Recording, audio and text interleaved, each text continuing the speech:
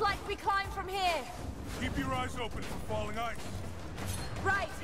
You ready? Let's do it.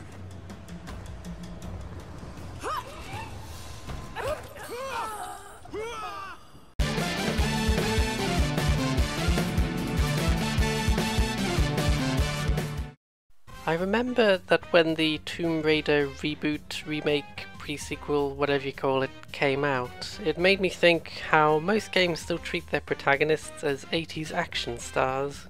Maybe Tomb Raider is gratuitous at times, but I like the occasional game where your character actually feels vulnerable. Now, don't get me wrong, I also love the Time Splitters series, which is about as cartoony as games can get. Still, sometimes I want an adventure with some actual stakes.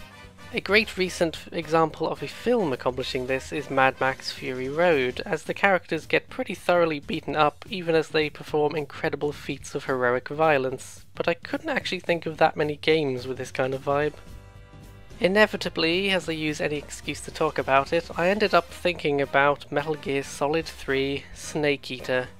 One of the many things that Metal Gear 3 does well is it makes the protagonist feel vulnerable, both mechanically and in the lengthy cutscenes, which heightens the tension because you learn early on that the game isn't afraid to literally break your legs and steal your equipment.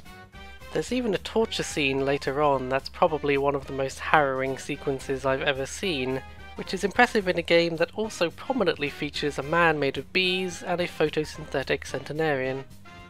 The whole Metal Gear franchise is a particularly good case study here because it demonstrates that a story can be cheesy as all hell and still benefit from making you feel frail on occasion. Tomb Raider 2013, as it's awkwardly known, has some tonal issues but still gives Lara a satisfying arc because she goes from green and helpless to rugged and determined. That's a key distinction to be made though. A character can be vulnerable without being passive.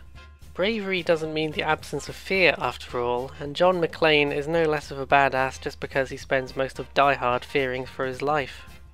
But one of the games that probably nails what I'm talking about best is Amnesia: The Dark Descent.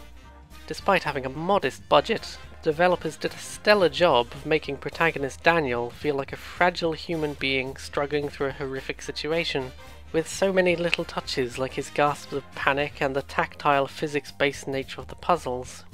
Horror stories in general tend to do a better job of humanizing their protagonists, and more actiony adventures could do with learning that lesson.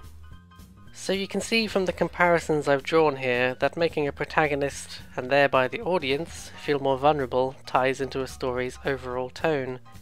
When I want to turn my brain off, I'll play Doom, but if I want to play something that makes me wince or jump in sympathy, then I'll need a game that knows how to put its protagonist at risk of actual harm.